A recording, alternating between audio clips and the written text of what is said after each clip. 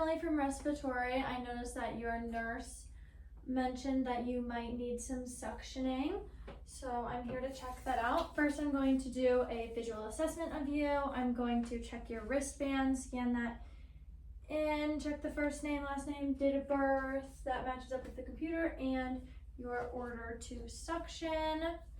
I'm going to put on some gloves for standard precautions before I am going to touch you to listen to your lung sounds.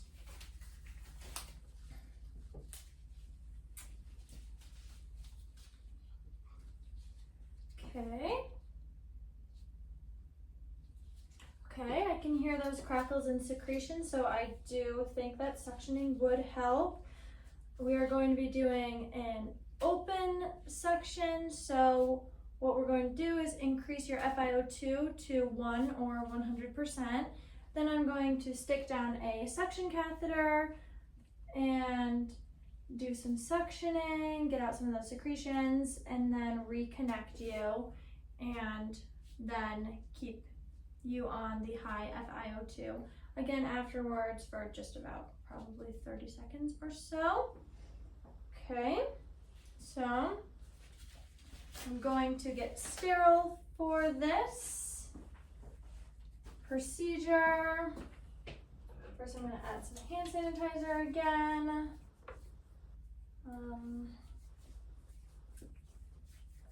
Okay, opening top of this, then I'm going to open up my gloves that are sterile, making sure to only touch the inside part of the glove using my hand, my currently non-sterile hand. I'm going to use that sterile glove to grab the other glove, making sure to only touch the outside of it this time because this hand is sterile. Going to try to find the holes in it. Perfect. Now I'm going to pick a sterile hand and a non-sterile hand. I'm going to pick my right hand to be my non-sterile hand. I'm going to use that to move my suction catheter onto a sterile field, making sure it does not touch anything not sterile. I'm going to also use that hand to pour some sterile water into my basin. Okay. Now I am going to use my non-sterile hand to check my suction. I'm using my thumb over this to check. It needs to be under 150 for adults, which is at about 145, which is good.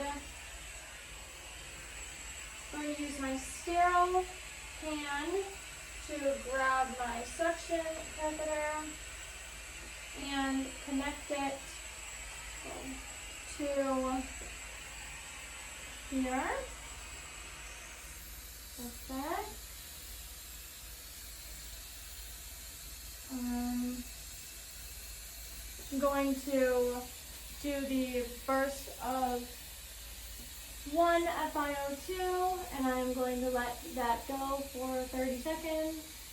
I usually would do that while I'm getting my equipment ready, but unfortunately I did not.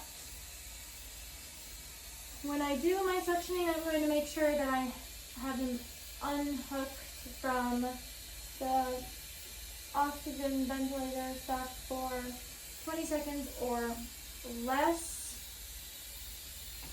Okay. I'm going to use my unsterile hand to unhook this and not suction on the way down. I'm going to push down until I hit resistance or he coughs, which he just coughed. So I'm going to pull up 1 to 2 centimeters in suction as I kind of rotate this between my fingers and pull. And then you reconnect. Going to lavage as needed, and repeat as needed as well. I am now going to use the sterile water that I poured earlier and suck some through the tube just to kind of clear it out. Okay. Now I'm going to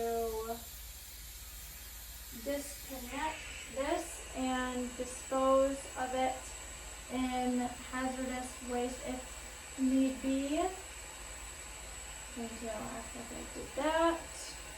I'm actually going to put it up here in case I have to redo this. Confidence area. Turn that off for now. Now I'm going to remove these gloves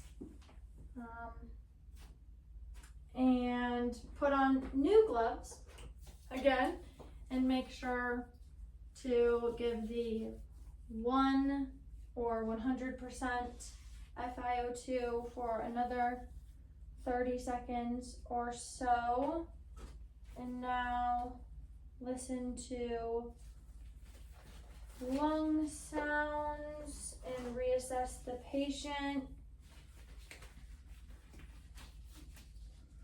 See, going back to what it was before. Okay, I can still hear secretions, and because of the amount, well, the frequency that we have to do the suctioning, the high PEEP and the high FiO2, we are going to do closed suctioning. And so again, I'm going to do the 1 or 100% FiO2 beforehand. Going to turn this on, check again that it is under 150, which is at about between 140 to 145, which is good. I am going to hook up my suction, and it is currently locked.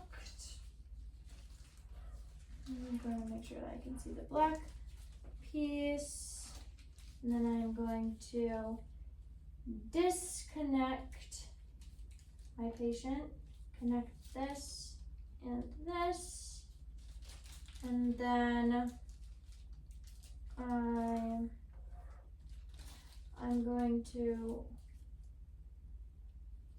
just going to pop this off and put this back on because it got kind of twisted up. But I'm going to check, it is currently locked. And then again, I'm going to insert until I'm met with resistance or a cough. Okay. And I'm going to have this locked. Okay, I'm going to act like they coughed. Pull up 1 to 2 centimeters before you suction, and then pull all the way back up to where you can see the black dot outside of it, so you make sure that you're not increasing their airway resistance. I'm going to make sure that this is not locked yet because I need to rinse this out. I'm also going to lavage as needed, but it is not needed for this patient. I'm going to repeat as needed, but it is not needed.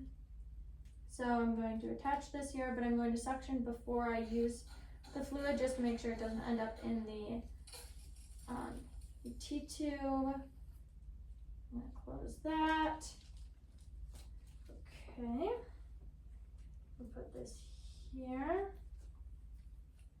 I am going to lock this, make sure that I give the burst of the FiO2 at 1 or 100% for 30 seconds. Going to chart my findings, chart what I did, make sure that the settings go back to normal, that they are in the same state that they were before I came in or better. Also going to dispose of this material into the garbage.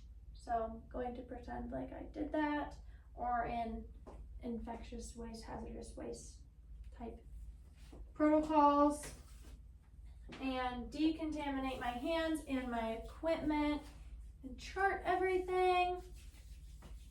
And yep, and everything's returned back to normal and the patient is good.